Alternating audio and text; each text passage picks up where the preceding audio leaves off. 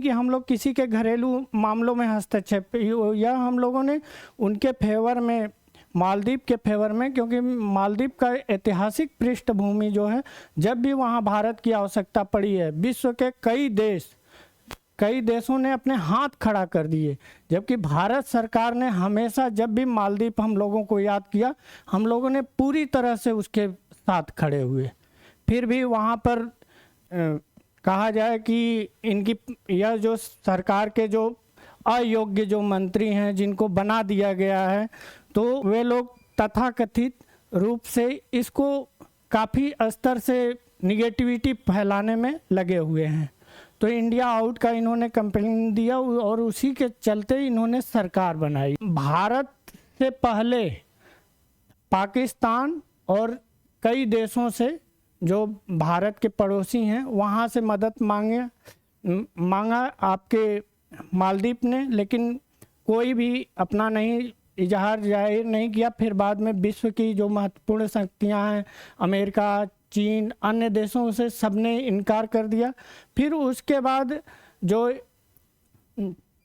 आपका ब्रिटेन था, इंग्लैंड, उससे जब मदद मांगा गया तो उन्होंने यह कहा कि आप सबसे पहले भारत से कहिए, भारत आपका ज़रूर मदद करेगा।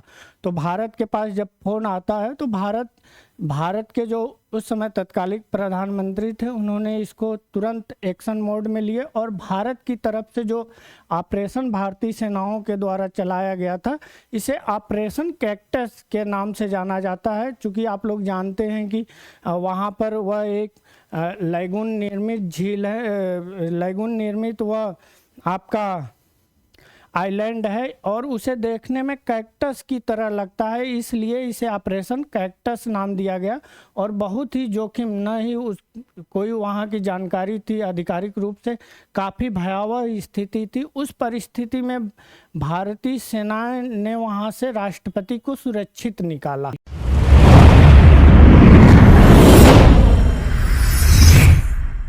नमस्कार दोस्तों, आप लोगों का नोटबुक IAS में स्वागत है। मैं यश कुमार। आज आप लोगों को एक नया विवाद जो अभी हाल ही में चर्चा है 4 जनवरी के बाद से, तो उसी के संदर्भ में हम लोग डिटेल में समझेंगे कि आखिर यह भारत और मालदीव के बीच में क्या विवाद है और तत्कालिक कारण क्या हैं और ऐतिहासिक पृष्ठभूमि में भारत और मालदीव के संबंध कैसे रहे हैं उसके बारे में, और इसका दूरगामी प्रभाव क्या पड़ेगा और चाइना का इसमें इन्फ्लुएंस कितना है और किस तरह यह संबंध प्रभावित हो रहा है।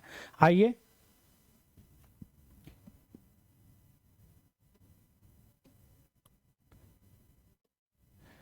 सबसे पहले हम लोग देख लेते हैं मालदीव है कहाँ। यह देखिए, यह हमारा प्यारा भारत है और यह यहाँ पर चाइना है और यह आप देख रहे हैं पाकिस्तान है, यहाँ नेपाल है और यह भूटान है और यह बांग्लादेश है और यह छोटा सा आइलैंड के साथ लगभग 1200 द्वीप हैं, द्वीपों की संख्या है।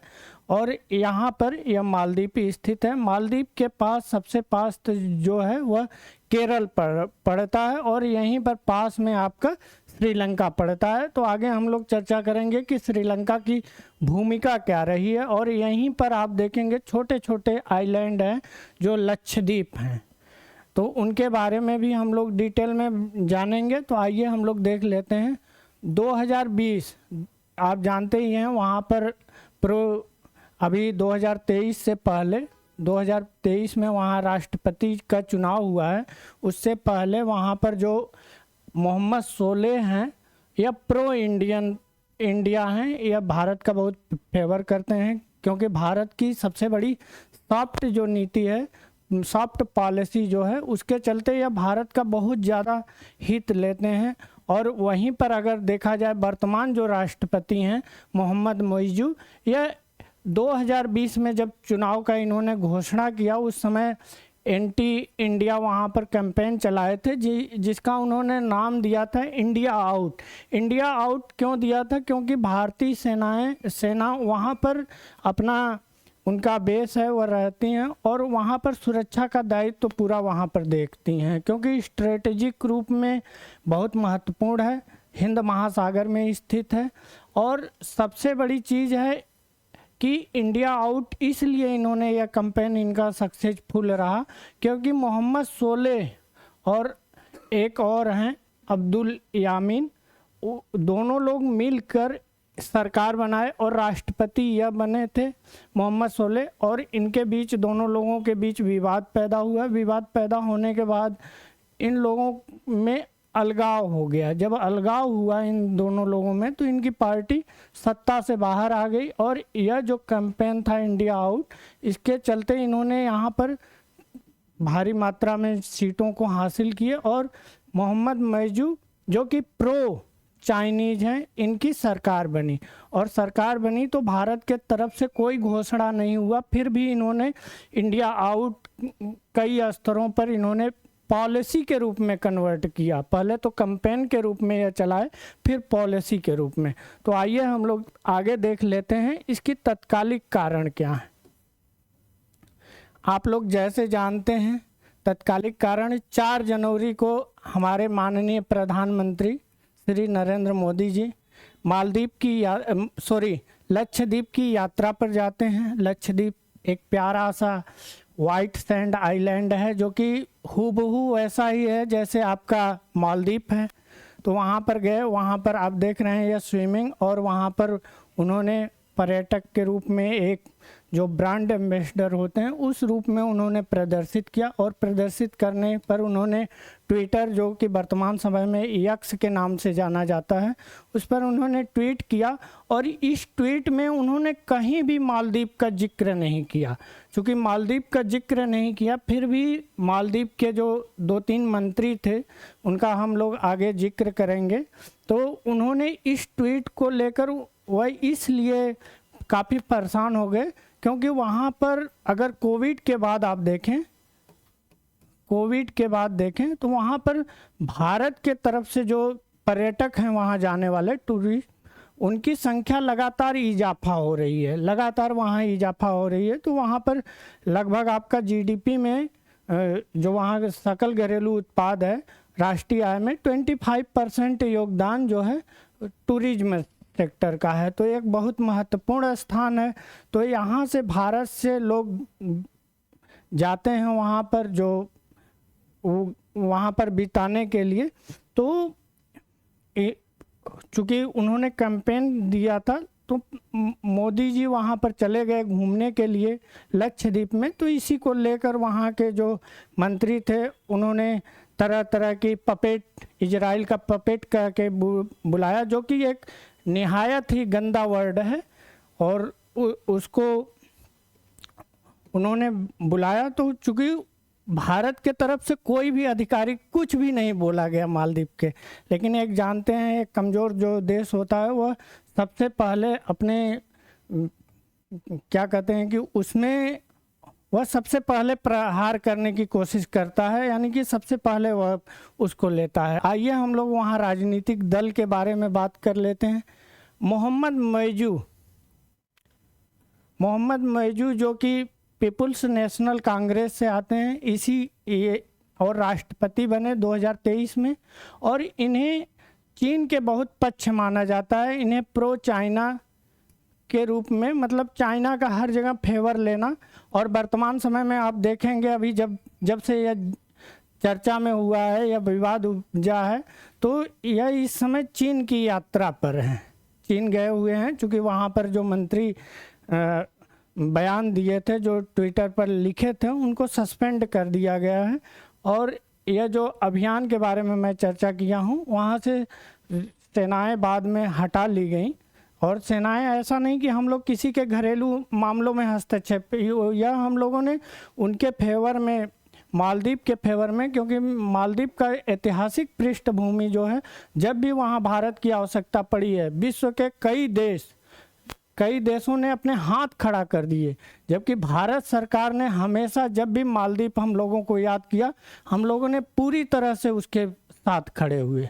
फिर भी वहाँ पर कहा जाए कि इनकी यह जो सरकार के जो अयोग्य जो मंत्री हैं जिनको बना दिया गया है, तो वे लोग तथाकथित रूप से इसको काफ़ी स्तर से निगेटिविटी फैलाने में लगे हुए हैं।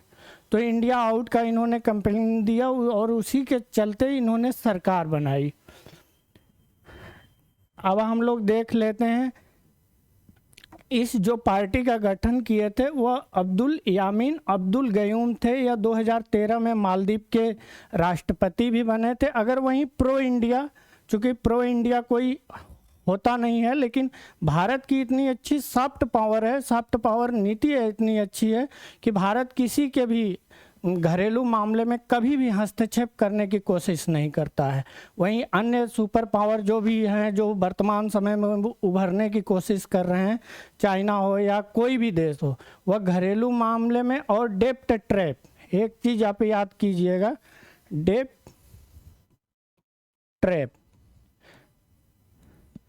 यह एक ऐसी चाइना की पॉलिसी है कि अगर किसी भी देश को ऋण जाली से कहते हैं, किसी भी देश की अगर वहाँ पर राष्ट्रीय आय कम है, उससे ज़्यादा वह ऐसे जगहों पर इन्वेस्टमेंट करते हैं जहाँ पर उनको आउटपुट कम मिले।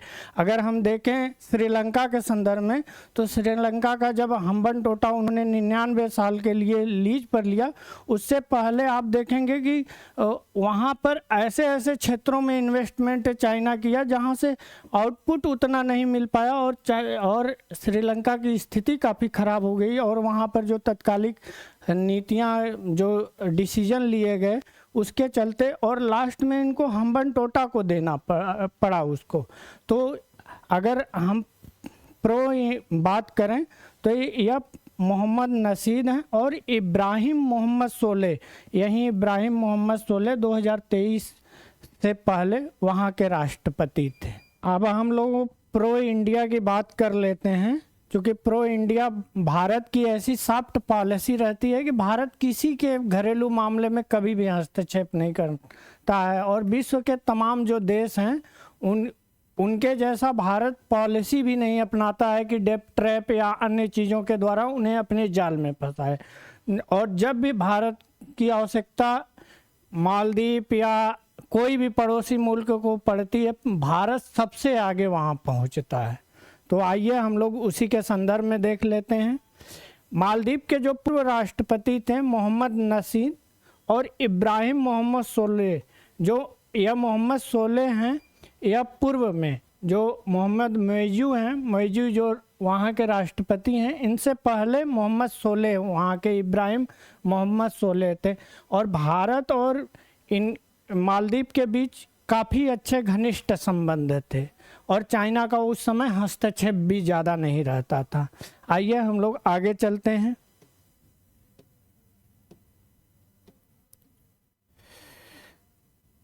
अब चूंकि हम लोग बात कर रहे हैं मालदीव और इंडिया के बारे में, तो हम लोग सबसे पहले यह देख लेते हैं कि मालदीव की भौगोलिक स्थिति क्या है। जैसे आप लोग देख रहे हैं, यह हमारा प्यारा भारत है, यह श्रीलंका है, श्रीलंका का भी इसमें हम रोल बतलाएंगे, और यह मालदीव है। मालदीव में लगभग 1200 टोटल द्वीपों की संख्या है और इसमें जो रहने योग्य द्वीप हैं वह आपके 200 हैं। और यहाँ पर जो लोग रहते हैं, कुल टोटल इसका क्षेत्रफल जो है वह आपका 298 वर्ग किलोमीटर है। और यहाँ की जो कुल पॉपुलेशन है 2023 के अनुसार वह 5,57,751 है। और यहाँ की राजधानी की बात की जाए, यह सब आप लोगों को यूपी पुलिस और खास आप लोगों को अन्य वनडे एग्ज़ाम के लिए महत्वपूर्ण है। यहाँ की राजधानी माले है। यहाँ की मुद्रा जो है मालदीवियन रूपी है और यहाँ के संसद को जो कहा जाता है वह पीपुल मजलिस कहा जाता है। यह आप लोग ध्यान दीजिएगा क्योंकि वनडे एग्जाम में ऐसे प्रश्न उठा देता है। और यह एक गणतंत्र देश है। गणतंत्र का तात्पर्य यही होता है कि यहाँ पर जो शासन है वह वंशानुगत न होकर जनता के द्वारा चुने हुए प्रतिनिधि यहाँ के शासन करते हैं और इसीलिए इसे लोकप्रिय शासन भी कहा जाता है कि लोगों के जो प्रिय हैं। और समुद्र तल की इसकी ऊंचाई देख ली जाए तो यह लगभग इसकी ऊंचाई है वह 1.5 मीटर है और यह बहुत ही वाइट सैंड यहाँ पाए जाते हैं और यह ट्रॉपिकल एरिया है, इसलिए यहाँ पर पर्यटक ज़्यादा आकर्षित होते हैं। और वहीं बात कर ली जाए भारत और मालदीव को अलग करने वाली जो रेखा की बात की जाए तो यहीं से आपका 18 डिग्री चैनल यहाँ से गुजरता है और इसके ऊपर आपका लक्षद्वीप चालू होता है। लक्षद्वीप का जो आखिरी अंतिम जो अगर दक्षिणतम अगर बात की जाए द्वीप की तो उसे मिनिकॉय कहते हैं और यह पीसीएस और अन्य एग्जामों में यह पूछता भी है, उसे भी आप लोग ध्यान में रखिएगा। और वहीं बात की जाए तो यहाँ पर भी आपका जैसे भारत उपनिवेश था अंग्रेज़ों का, ब्रिटिश का, उसी तरह मालदीव भी कभी न कभी वह गुलाम था और उपनिवेश था। और 1965 में यह आज़ादी पाया यानी स्वतंत्र हुआ, जैसे भारत 1947 में आज़ाद हुआ उसी तरह यहाँ पर भी। और 1968 तक यहाँ पर राजशाही सत्ता चलता है और 1968 के बाद यहाँ पर सरकार चुनी जाती है। और सरकार जब चुनी जाती है तो पहली सरकार जो थी 1968 से 1978 तक यहाँ पर पहले राष्ट्रपति रहते हैं। अब इसके आगे की प्रगति हम लोग आगे जिक्र करेंगे। अब हम लोग बात कर लेते हैं लक्षद्वीप के बारे में। लक्षद्वीप में टोटल द्वीपों की संख्या जो है वह 36 है, लेकिन एक द्वीप डूब जाने के चलते इस समय यहाँ पर द्वीपों की संख्या जो हो गई है वह आपकी 35 हो गई है। और रहने वाले द्वीपों की बात की जाए तो यह 11 है। यहाँ की राजधानी जो है यह कवरत्ती है और यह हमारे यूनियन टेरेटरी में आता है। और टोटल यहाँ पर पॉपुलेशन है वह 60,595 है और इसका जो वर्ग क्षेत्रफल जो है वह आपका 32 वर्ग किलोमीटर है। और यहीं पर बात कर ली जाए इसके आज़ादी के बारे में तो भारत देश जब आज़ाद हुआ और यहाँ पर मैक्सिमम 97% आपके इस्लाम धर्म को फॉलो करने वाले लोग रहते हैं। और ये अगर बात कर ली जाए इस पर भारत का जो ऐतिहासिक पृष्ठभूमि के बारे में तो भारत यहाँ पर अगर देखा जाए तो भारत 1947 में जब आज़ाद हुआ तो पाकिस्तान और भारत, चूँकि भारत के उस समय उप प्रधानमंत्री सरदार वल्लभ भाई पटेल थे, तो सरदार वल्लभ भाई पटेल ने यहाँ पर सेनाएं भेजी और यहाँ पर सेना के जाने से सेना गई और वहाँ पर जो केरला के तरफ से थे वहाँ पर भारतीय फ्लैग लहरा दिया गया, जो कि कुछ समय पहले आपके पाकिस्तान से पहुँचने से पहले, इसलिए भारत का अधिकार लक्षद्वीप पर हो गया। यहीं अगर इसका पूर्व का नाम देखा जाए तो इसे लक्षद्वीप भी कहते हैं और इसका नाम यह लक्षद्वीप परिवर्तित हुआ 1 नवंबर 1973 को।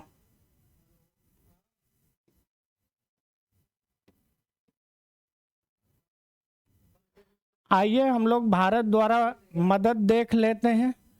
1978 में दूसरे राष्ट्रपति बनते हैं और यह राष्ट्रपति जो थे मामूल अब्दुल गयूम थे। 1978 में जब यह राष्ट्रपति बनते हैं तो इनकी सत्ता चलने लगती है। उस समय श्रीलंका में एलटीटी का प्रभाव ज़्यादा था, आप लोग जैसा जानते हैं। 1987 में भारतीय पीस सेना वहाँ पर भेजी जाती है जब भारत के प्रधानमंत्री राजीव गांधी जी थे उस समय। तो वहाँ पर 78 में यह राष्ट्रपति बनते हैं। बनने के बाद 3 नवंबर, यह डेट महत्वपूर्ण है, 3 नवंबर 1988 को 3 नवंबर 1988 को इनको भारत की आधिकारिक यात्रा पर आना पड़ा, क्योंकि उस समय चुनाव का समय चल रहा था, इसलिए यह यात्रा उस समय आधिकारिक रूप से कैंसिल हो गया।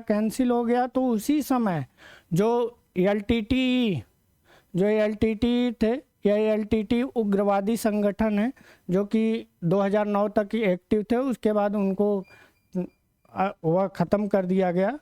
उत्तरी श्रीलंका में उनका प्रभाव था।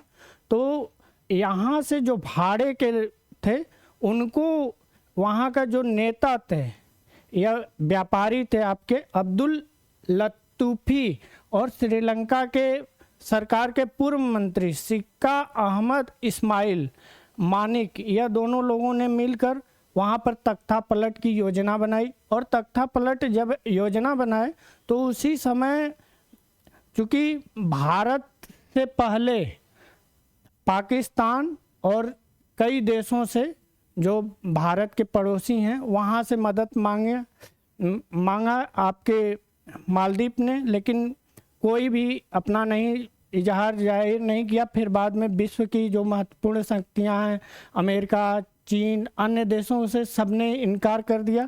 फिर उसके बाद जो आपका ब्रिटेन था, इंग्लैंड, उससे जब मदद मांगा गया तो उन्होंने यह कहा कि आप सबसे पहले भारत से कहिए, भारत आपका ज़रूर मदद करेगा। तो भारत के पास जब फ़ोन आता है तो भारत के जो उस समय तत्कालिक प्रधानमंत्री थे उन्होंने इसको तुरंत एक्शन मोड में लिए और भारत की तरफ से जो ऑपरेशन भारतीय सेनाओं के द्वारा चलाया गया था इसे ऑपरेशन कैक्टस के नाम से जाना जाता है। चूँकि आप लोग जानते हैं कि वहाँ पर वह एक लैगून निर्मित झील है, लैगून निर्मित वह आपका आइलैंड है और उसे देखने में कैक्टस की तरह लगता है, इसलिए इसे ऑपरेशन कैक्टस नाम दिया गया। और बहुत ही जोखिम, न ही कोई वहाँ की जानकारी थी आधिकारिक रूप से, काफ़ी भयावह स्थिति थी। उस परिस्थिति में भारतीय सेना ने वहाँ से राष्ट्रपति को सुरक्षित निकाला। तो आप इतना महत्वपूर्ण रोल आप देख रहे हैं भारत का।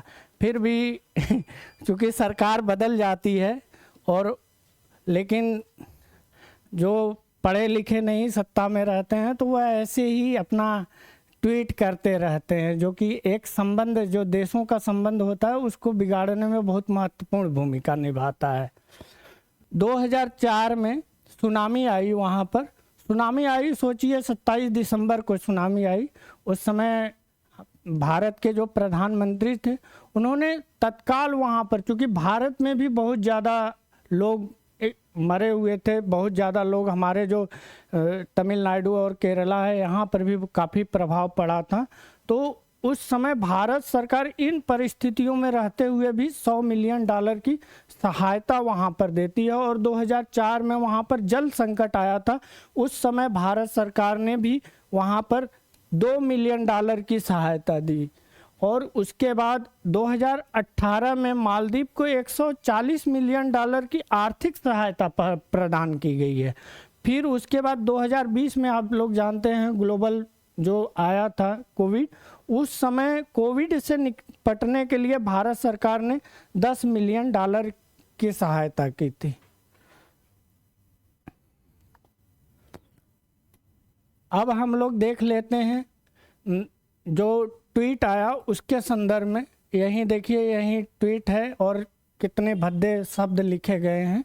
और यह 4 जनवरी को वहाँ पर प्रधानमंत्री जाते हैं लक्षद्वीप में, वहाँ पर जैसे कि मैं बतलाया हूँ आपको, और वहाँ के बारे में, वह खूबसूरती के बारे में वह बयां करते हैं। और उसमें कहीं भी जिक्र नहीं था आपका मालदीव का, कहीं भी जिक्र नहीं था। तब भी उनके सरकार में जो मंत्री थे उन्होंने इस ट्वीट को ऐसे लिया जैसे उनके ऊपर कोई आक्षेप लगाया गया, जबकि हम लोग अपने देश की खूबसूरती के बारे में बयां कर रहे थे। तो देखिए, वहाँ की जो हैं मंत्री, युवा मंत्री, उप मंत्री हैं, या वहाँ पर बहुत ही अयोग्य लोगों को कैबिनेट में शामिल कर दिया गया है। और जब अयोग्य लोगों को शामिल किया जाता है तो ऐसी ही चीज़ें देखने को मिलता है। मलसा शरीफ हैं, या मलसा शरीफ है आपकी, और मरियम सियूना, सबसे पहले इन्हीं का ट्वीट आया था, या देखिए इन्होंने ही पपेट कहा था। और फिर उसके बाद अब्दुल महजूम माजिद, वहाँ युवा मंत्री हैं, यह भी ट्वीट किए थे और ट्वीट काफ़ी इन लोगों का आलोचनात्मक ट्वीट था। उसके बाद वहाँ की सरकार इसको थोड़ा भी इसको नहीं ली, बस एक आधिकारिक रूप में कह दी कि इनका पर्सनल बयान था। जबकि सत्ता में रहते हुए अगर आप कोई भी चीज़ कहते हैं, खासकर अगर इंटरनल मामले को छोड़ के एक्सटर्नल जो आपके पड़ोसी मुल्क हो वो भी इतने इम्पॉर्टेंट, तो उसके संदर्भ में कुछ भी कहते हैं तो उसका डायरेक्ट प्रभाव पड़ता है। और वहाँ के जो राष्ट्रपति मौजूद जी थे उन्होंने कोई एक्शन नहीं लिया, ना ही कोई बयान दिया, और वह अपने चाइना की यात्रा पर। लेकिन जब यह मामला बिगड़ने लगा, भारत के तरफ से जो इसकी आलोचना होने लगी और भारत के तरफ से जो जाने वाले वहाँ पर्यटक थे, जब उन्होंने अपना कैंसिल करने लगे अपने उसको, और भारत में काफ़ी हाईलाइट हो गया यह मुद्दा, तब जाके उन्होंने आधिकारिक बयान दिया। और बयान देने के बाद इन तीनों लोगों को उन्होंने सस्पेंड किया। अब आप सोच लीजिए, उन्होंने सस्पेंड किया और तब उसके बाद वहाँ की गवर्नमेंट एक्शन में आई। अब हम लोग देख लेते हैं कि वहाँ के राष्ट्रपति का जो चुनाव होता है, यह आपका चुनाव होता है 5 साल के लिए। राष्ट्रपति वहाँ के चुने जाते हैं, और यह आधिकारिक भाषा जो वहाँ की है, इसको भी आप लोग जानिएगा, यह धीवेही है, जो एक इंडो आर्यन भाषा है, मतलब काफ़ी प्राचीन भाषा है। और वहाँ पर अन्य भाषा जो बोली जाती है वो आपकी उर्दू है, अंग्रेजी है और हिंदी है। आइए हम लोग देख लेते हैं अन्य चीज़ें कि क्या प्रभाव पड़ेगा। सबसे पहले हम लोग देख लेते हैं दूरगामी प्रभाव क्या पड़ेगा। अगर देखा जाए दूरगामी प्रभाव, तो आप लोग जैसा जानते हैं प्रो चाइना वहाँ पर जो राष्ट्रपति चुने गए हैं, प्रो चाइना, यह जो राष्ट्रपति मौजूद जी हैं यह चुने गए हैं, तो यह चाइना का ज़्यादा फेवर ले रहे हैं। अगर मान लीजिए हमारे यहाँ सरकार अगर हस्तक्षेप न करती है, हस्तक्षेप न करते हुए वहाँ पर जैसे भी चल रहा है इस समय मामला, जैसे भी हो भारत के फेवर में होना चाहिए, भले ही कुछ भी हो तो अगर वहाँ पर यह स्थिति कंट्रोल में आ जा रही है, क्योंकि हिंद महासागर हमारे लिए बहुत महत्वपूर्ण है, और यह इसलिए महत्वपूर्ण है, और हिंद महासागर में सबसे बड़ा जो हमारा सहयोगी है वह हमारा आपका मालदीप है। अगर मालदीप में हमारे टूरिज्म अभी हम नहीं जा रहे हैं लोग गुस्से के चलते, अगर वो कंट्रोल हो रहा है तो इसमें दूरगामी भारत के लिए ही अच्छा होगा, और साथ में मालदीप के लिए भी अच्छा होगा। क्यों? क्योंकि आप जानते हैं चाइना 2020 से पहले अगर देखा जाए तो चीन के लोग वहाँ टूरिज्म के रूप में सबसे ज़्यादा जाते थे, पर्यटक के रूप में। तो अगर वहाँ की सरकार इस चीज़ को प्रमोट की तो उनको एक विकल्प मिल जाएगा। जब विकल्प मिल जाएगा भारत का, तो वह और हस्तक्षेप उस वहाँ पर मालदीप वाले एरिया में वह करने लगेगा, जैसे आप लोग जानते हैं श्रीलंका वाले में। और 5 साल का जो सरकार है वो कोई कम समय नहीं होता है कोई भी डिसीजन बदलने के लिए कुछ भी। जैसा आप लोग जानते हैं हाइड्रोग्राफी सर्वे था, उसको भी कैंसिल कर दिए इन्होंने, जो वर्तमान समय में हैं वहाँ के राष्ट्रपति। तो भारत सरकार को यह चाहिए कि जो हमारी सांस्कृतिक या हमारी राजनीतिक जो है उस चीज़ को, वहाँ पर जो एंटी इंडियन इन्फ्लुएंस है इसको कम से कम हो, और उनको अपनी गलतियों का एहसास हो। क्योंकि भारत सरकार कभी भी, या भारत के कोई भी अभी तक प्रधानमंत्री या राष्ट्रपति हुए हैं, वह किसी भी देश के हित को चाहते हैं, न कि अपने पड़ोसी को कभी भी वह बिगाड़ने या डिस्ट्रॉयड करने में। चाहे इतिहास ले लीजिए या अभी तत्कालिक ले लीजिए। तो अगर आर्थिक रूप से देख लिया जाए, आर्थिक देखा जाए तो आर्थिक वर्तमान समय में जो वहाँ की है जीडीपी है उसमें काफ़ी गिरावट आएगा। साथ ही राजनीतिक कारणों से देखा जाए तो राजनीतिक अगर हस्तक्षेप चाइना का बढ़ रहा है तो वह भी भारत के पक्ष में, फेवर में भविष्य के लिए नहीं होगा। और यदि सांस्कृतिक देखा जाए तो सांस्कृतिक हमारा इतना वहाँ पर वह है कि वहाँ पर भले ही कुछ कारणवश वहाँ की जनता हमारे फेवर में ना हो वर्तमान समय में, लेकिन जो गुस्से होते हैं वह क्षणिक होते हैं, कम समय के लिए, फिर बाद में वह गुस्से हट जाते हैं। क्योंकि आप लोग जैसा जानते हैं कि नेपोलियन बोनापार्ट एक बहुत ही महान योद्धा था। नेपोलियन बोनापार्ट बहुत ही महान योद्धा था वह, और किसी भी देश में वह युद्ध करता था। उसकी यह रणनीति हमें सबसे अच्छी लगती है। वह किसी भी देश में युद्ध करता था तो वहाँ की जनता को सबसे पहले अपने फेवर में करता था, और वहाँ की जनता को फेवर करने के बाद वहाँ का जो राजा होता था वह अपने आप वह हार मान लेता था, और हार मानने के बाद वहाँ पर नेपोलियन बोनापार्ट अपने प्रतिनिधि को वह वहाँ नियुक्त करता था। और यह सबसे महत्वपूर्ण है कि जनता को सबसे पहले, आप कहीं भी कुछ भी कर रहे हैं, वहाँ की जनता रुष्ट नहीं होनी चाहिए, वहाँ की जनता आपके अगेंस्ट नहीं होनी चाहिए। तो इसलिए सॉफ्ट पावर भारत की जो है वह अभी तक की द बेस्ट है।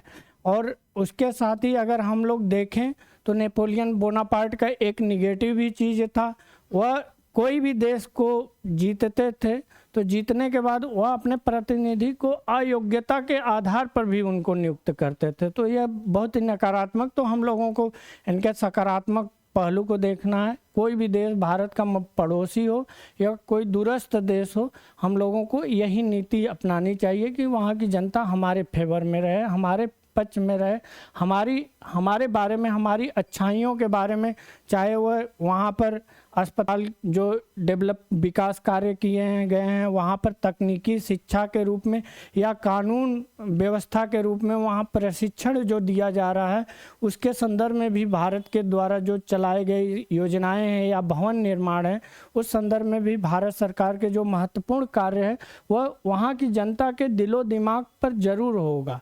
तो इसका हमेशा ही सकारात्मक प्रभाव पड़ता है, क्योंकि जो अगर इंडिया आउट के वह जो कैंपेन दिए हैं, इंडिया आउट का जो कैंपेन है यह आपका यह क्षणिक है, ज़्यादा समय तक यह नहीं रहेगा, एट लास्ट यह बाहर हो जाएगा और वहाँ पर जो जनता है वह पुनः जो प्रो या भारत के हित में सोचने वाली जो सरकार है, जो लीडर है, उनकी सत्ता आएगी। और एक चीज़ और आप लोगों को बतला दें, मोहम्मद मोइजू के खिलाफ इम्पीचमेंट मतलब कि अविश्वास या कहा जाए तो उसको भी लाने की तैयारी वहाँ पर जो लीडर ऑफ अपोजिशन है उनके द्वारा लाया जा रहा है, क्योंकि वहाँ पर बहुत ही अयोग्य मंत्रियों को अपने दल में व अपने टीम में या कैबिनेट में रखे हुए हैं।